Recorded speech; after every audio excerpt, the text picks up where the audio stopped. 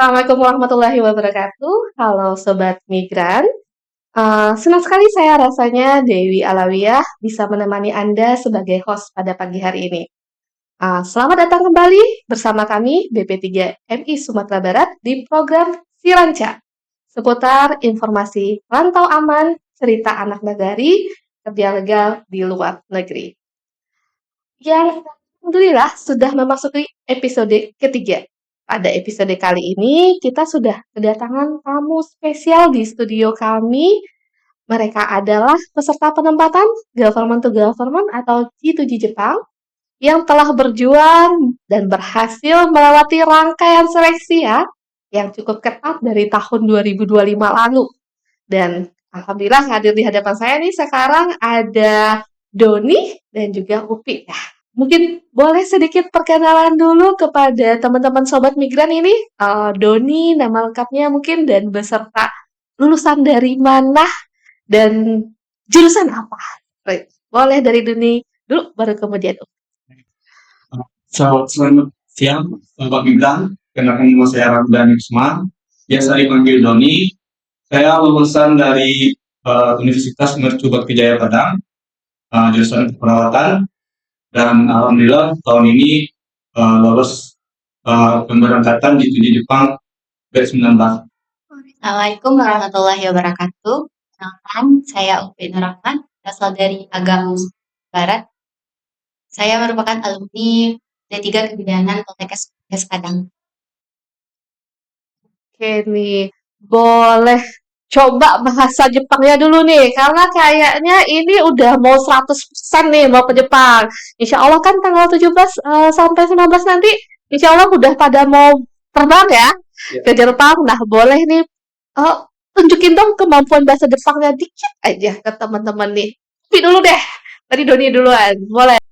Hajimemashite, watashi no namae wa Mas Opiko to yatte kudasai. Yoroshiku onegai shimasu. Konnichiwa, hajimemashite. Watashi no namae wa Dani Suman Tomoshimasu. Doni to yonde kudasai. Yoroshiku onegai shimasu. Oke, jadi artinya itu apa tuh? Perkenalan ya? Nama Sama panggilan. Oke deh. Ini kan udah mau berangkat ke Jepang nih. Sebenarnya hari ini gimana nih perasaannya? Bentar lagi dah mau terbang dan meninggalkan keluarga loh. Boleh cerita dulu nih dari Doni dulu mungkin. Baik Kak, mungkin untuk sampai di saat ini itu masih terasa mimpi sebenarnya, karena baru tahun lalu tapi udah mau berangkat aja sekarang gitu. Dan itu emang prosesnya lumayan cukup memakan tenaga dan pikiran juga Kak. Dan ada kekhawatiran juga nanti gagal di seleksi ini bagaimana. Tapi alhamdulillah berkat usaha juga, terus support dari BP3MI dan teman-teman bisa sampai di tahap ini, dan memang sebentar lagi mau berangkat ke Jepang dan kita kumpul dulu di Jakarta nanti. Iya, benar. Masih mimpi ya? Mimpi. Kalau Upi gimana rasanya? Mungkin sama-sama seperti Bang Doni ya. Rasanya juga seperti mimpi, kayak perjuangan yang dilalui sampai sekarang ini tuh terasa panjang, terus lihat ada teman-teman yang gugur pun juga perasaan yang sedih. Sekarang ini fokus ke depan, gimana nanti di Jepangnya kerja, belajar, dan membangun hubungan sama orang Jepang dan rekan-rekan di sana. Siap. Ini tadi berdua-dua ngomong nih perjalanannya itu cukup panjang nih ngeraih mimpinya nih. Nah, gimana sih perjalanan panjangnya itu? Boleh cerita sedikit nggak bagaimana perjalanannya? Dan kira-kira memang tadi dibilang dukungan apa aja sih yang didapatkan? Boleh cerita dulu. Mungkin dari Upi dulu. Kak, mungkin mulai dari awal perjalanannya Kak. Itu saya wisuda di tahun 2024, terus langsung dari pihak BP3MI ada melakukan seminar di kampus, Ya, apa namanya? kayak sosialisasi gitu ya. Terus saya tertarik untuk bekerja di Jepang.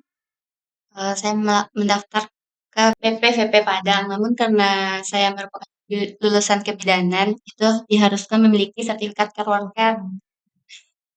Karena di tahap itu saya belum diluluskan sama VP Padang, saya mendaftar ke Care di Skill Pro Padang juga, Kak. Dan alhamdulillah lulus. Kemudian di tahun 2025 saya juga daftar lagi Padang dan alhamdulillah lulus. Di sana saya bersama teman-teman Di masa Jepang ya. Mas Sensei itu di akhir tahun atau di awal tahun 2025? di awal tahun, Kak. Di awal tahun 2025 ya. Oke. Kemudian ya saya sangat berterima kasih pada sensei dan nah, emang awalnya tuh belajar bahasa Jepang tuh kayak ini apa gitu. Susah dipahaminya gitu. Terusnya keriting-keriting ya. Gitu ya sama alfabet ya. Terus itu lanjut ke proses tahap seleksi pemberkasan di BPGM. Ya, alhamdulillah lolos. Lanjut ke psikotes dan bahasa Jepang. Kemudian tahap yang paling deg-degannya nih Kak, wawancara di Jakarta. Michi atau Mensetsunya ya. Di sana itu karena saya juga belum pernah gitu kan Kak, melakukan wawancara sama pihak perusahaan. Di sana ada beberapa teman yang bahasa Jepangnya itu udah bagus Kak. Udah adalah perusahaan Oh. dari jam 6 pagi sampai sore. Habis itu kembali ke kampung. Nah, sampai di kampung emang dari teman-teman juga banyak yang harus email perusahaan Kak. Waktu itu saya belum memiliki informasi mengenai itu Kak. Respect ya cara kita di atas pembekalan itu. Ada Kak, cuman kayak katanya tunggu seminggu atau 2 minggu gitu kan Kak. Ternyata habis wawancara itu ada beberapa orang yang udah perusahaan. Jadi baru match-nya ketemunya sama pihak Jepangnya. Iya. Nya di mana nih? Jadi waktu itu karena beberapa perusahaan itu yang emang mencari kandidat yang emang bisa yang jago bahasa Jepang itu kan. Saya inisiatif cari perusahaan yang emang nggak datang ke Jakarta Kak. Oke. Saya email terus respon perusahaannya baik. Ada juga diminta video perkenalan diri pakai bahasa Jepang perusahaannya. Terus email ke sana kemari juga ada perusahaan yang responnya baik, ada yang enggak. Nah, di situ alhamdulillah lolos di perusahaan yang saya email di pilihan pertama. Di pilihan pertama. Ya responnya bagus dong berarti. Oke, siap. Itu rezekinya berarti. Oke, kalau Doni gimana nih ceritanya? Mirip sama Upi kan, tapi pasti ada beda-beda ya pengalamannya dikit nih. Boleh spill nih. Ya, untuk awalnya saya tahunya itu dari pengumuman di IG ya. Penerimaan bahasa Jepang untuk J2G di BPBP Padang. Benar. Nah, di situ saya daftar. Alhamdulillah lolosnya itu di gelombang setelahnya rombongan UPI. Oh, oke. Jadi kami ikut beberapa orang di situ, tapi di akhir pembelajaran bahasa Jepangnya digabung sama bisnya UPI juga. Nah dari situ kita ikut nakes di UNAN gitu kan untuk syarat N5-nya, walaupun dari BPVP sertifikatnya juga ada, itu juga bisa digunakan. Nah setelah lulus daftar di websitenya Siskomi untuk G2G Jepang, terus seleksi di bulan Juni seperti sekarang juga tahun lalu ya. Nah berkas lolos, terus lanjut ke seleksi bahasa Jepang dan psikotes. Dan alhamdulillah di seleksi itu juga lolos. Cuman ada beberapa teman juga di psikotes yang gagal gitu ya. Nilainya mungkin kurang mencukupi karena bahasa Jepang mereka tinggi tapi nggak lolos di seleksi itu. Berarti memang di psikotesnya ya. Jadi memang itu juga penting gitu. Dan lanjut ke MCU 1, nah itu juga was-was sebenarnya Kak. Ya, walaupun selama ini kita nggak ngerasa sakit kan, cuman kan ini pertama kali MCU gitu. Pertama kali Ya, MCU ya, seumur hidup deh. pertama kali Kak. Ini deg-degan ya. Lah, demam gitu kan, ada yang penyakit yang menular atau gimana. Terus dari itu lanjut ke proses interview di Jakarta. Nah itu juga pengalaman pertama sih dengan interview yang seperti itu ya. Ada bot-botnya, sekian bot harus kita kunjungi dan orang Jepang langsung juga. Dan acaranya itu jam 6 udah check-in, Pagi ya. ya sampai jam 6 sore baru selesai. Dan itu selesai di acara itu kayak linglung gitu. Yang Linglung gimana nih ceritanya nih? pagi, terus walaupun kita disediain makan siang atau gitu, Oh, tapi karena apa ya, kegiatannya itu lumayan padat ya, benar. Karena teman-teman nggak cuma itu ya, ada Ya, Japan Foundation-nya ya juga ya. panggil ke Oh, selesai gitu. oke Nah, oke. di saat itu pas selesai itu kan udah malam itu pas keluar. Itu kayak linglung ini ngapain lagi ya? Lolos nggak sih nanti gitu. Udah Oh, pasrah sih Kak. Pasrah untuk pulang kan besok harinya langsung pulang gitu. Udah pasrah sih di situ. Ya udahlah yang kalau rezeki lolos gitu kan. Nah, alhamdulillah email perusahaan terus direspon baik dan diarahkan lagi itu kalau memang niat betul nanti gini gini gini maksudnya itu silakan pilih kami, cuma diarahkan seperti itu doang. oke. Yakinkan pilihannya ke kami gitu. Oh, Nah, pas siap. di proses sebelum penutupan matching itu kita udah nulis 10 panti dan panti yang kita pilih itu ditaruh di nomor 1 gitu. Oh, Jadi 5 panti usahakan memang panti yang merespon kita. yang merespon baik ya. Iya, Oh, itu penting di situ Kak. oke. Nah, pas dinyatakan lolos di bulan September ya, Pi. Bulan September hasilnya keluar. Nah, itu udah mulai terasa apa ya? Kayak kaget dan mimpi juga sebenarnya Kak. Ini beneran lolos gitu. Karena udah kebayang kan setelah lolos ini puncaknya di sini gitu. Hmm. Habis itu kita pelatihan bahasa Jepang 6 bulan itu udah ada tunjangan juga uang saku. Cuman tantangan terakhirnya di MCU 2 sih gitu. Udah Ya, deg-degan juga ya. kan juga di situ kemarin. Mm-mm. Nah, ada yang gagal juga di angkatan kami. Iya, mungkin karena kelelahan atau apa kali. Ya, Nah, oke, ini luar biasa pengalamannya nih dari perjuangannya dari oke lulus 2024, baru selesai ya. Iya. baru bekerja sekarang. Itu gimana nih komentar orang tua? Tapi kan pasti ada selama proses tersebut komentar-komentar negatif. Kenapa masih belum kerja? Kenapa sih ngotot ke Jepang? Nah, itu gimana sih teman-teman ngehadapin seperti itu?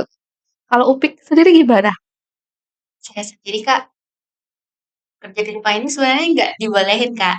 Karena salah satu cuman apa? Anak perempuan satu-satunya gitu. Terus apa ya? Intinya kalau mau ke Jepang itu jangan kasih tahu siapa-siapa kalau lagi proses. Karena pasti ada yang nanyain, kapan berangkatnya gitu. Oh, Iya. Cari-carilah kerja di Indonesia sebagai bidan kan Kak. Banyak banget kan. Cuman ya karena mungkin rezekinya yang di program gitu ini yang adalah supaya sih. kalau Doni sendiri gimana? Kami udah dari tahun 2023 malah. 2003 ya? Di tahun itu Doni targetnya TG, Tegino. Oh, Di SSC. tahun itu udah tahu lama gitu. Udah tahu. Mikir di 7 ini seleksinya banyak. Ya. Waktunya habisnya itu lumayan panjang gitu yang dibutuhkan. Dan ternyata pas ikut TG, waktu belajar juga 6 bulan untuk M4, terus cari apa ujian sertifikat SSW itu lolos, yang M4-nya gagal. Nah, pas di situ kan ujiannya di Medan Kak. Iya. Ujiannya di Medan. Nah, di situ udah banyak ngabisin biaya untuk balik ke Medan lagi untuk JFT itu nggak ada lagi biaya. Top di tahun 2024. Oh, Nah, kepikiran lah pas buka IG ada peluang G2G nih. Cobalah ikut G2G gitu. Karena udah tahu kan walaupun TG itu kalau kita nggak lolos nya sama aja 1 tahun lebih juga gitu. Nah, ikutlah di G2G ya satu kali ikut alhamdulillah lolos rezekinya gitu. rezekinya ya. Yang dapat di apa G2G ini udah program yang luar biasa lah Kak, gitu. Karena di Pekute gini nggak mungkin sama gitu. Fasilitas yang didapat seperti berangkat udah gratis, uang saku dapat gitu. Pelajarannya langsung dari Nihonjin-nya gitu, Iya, dia pihak Jepang Jepangnya ya, gitu. benar. Jadi ya alhamdulillah banget gitu. Wah. Jadi udah langsung nyobain ya yang Iya. versi non pemerintah sama yang pemerintahnya. recommended yang mana deh? Kalau memang tamatan D3 dan disarankan di 2G. Tetap di Ya, 7 Jepang ya. biar terpakai itu jazahnya gitu. Iya. Jadi intinya tetap mau lanjut lagi di Jepang kerjanya nanti setelah 3-4 tahun atau gimana? Lanjut, Lanjut. target harus lulus nanti. Ujian nasionalnya. Oke, oke. Nah, ada pesan nggak bagi teman-teman yang mau ikut program ini juga? Baik dari Doni maupun dari Upik. Dari Doni dulu mungkin nih. Jadi untuk teman-teman atau apa yang belum pernah coba ataupun yang udah pernah nyoba yang program di Jepang ini, yang memang rasanya mempunyai ijazah D3 minimal D3 itu memang kalau saya pribadi menyarankan ikut itu di Jepang. Kalau memang mempunyai ijazah D3. Kenapa?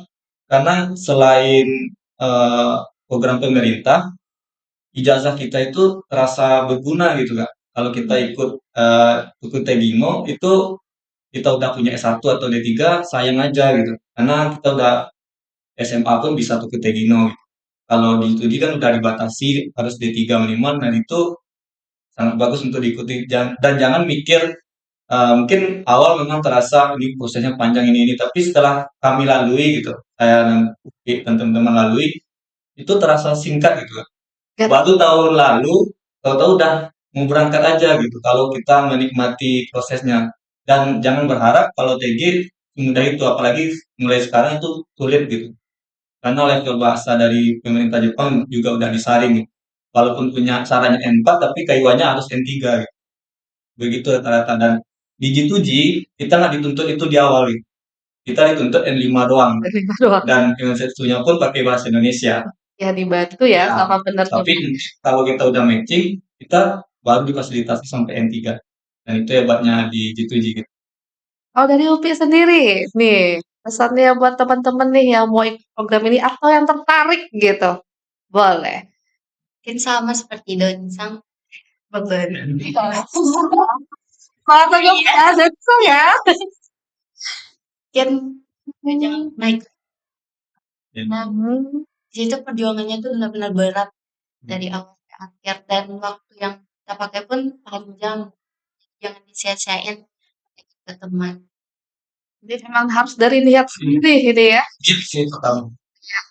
Kalau dukungan orang tua, Nah, itu juga perlu.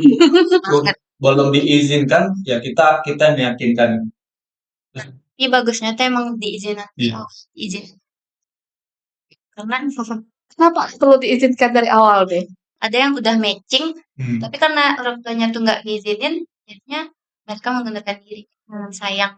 Sayang ya, kuotanya padahal ada buat yang lain bisa dimanfaatkan ya. Itu ada kasusnya. Oke. Nah, kalau dukungan dari PP3M di Sumatera Barat, gimana nih, Upi? Banyak Kak. Mulai dari awal PP3 MI Sumatera Barat ke pelayanan yang baik, terus emang mudah dipahami, terus dibandingkan BP3 yang lain Gak apa-apa, gak apa-apa lanjut. pelayanannya kalau di Super ini udah bagus. Kalau Upi sendiri, Ya, sama mungkin dari mungkin tambahnya ya seperti yang Pi bilang dari teman-teman BP3MI lain juga pernah dapat cerita ya. Mungkin belum belum aja mungkin ya. Dan untuk Sumbar sudah melakukan itu gitu. Tiga ini Sumbar contohnya dari fasilitas verifikasi dokumen itu udah kelihatan kita dilayani sebaik mungkin, ada yang kurang langsung diarahkan, terus di saat swab test pun juga kita difasilitasi di sini, walaupun di P3MI lain mereka di rumah masing-masing ya Kak. Dan kami minta di sini dan dibolehkan dan itu ada kendala jaringan pun langsung dengan cepat kakak-kakak atau pegawai BP3MI di sini dengan sigap ke pusatnya gitu.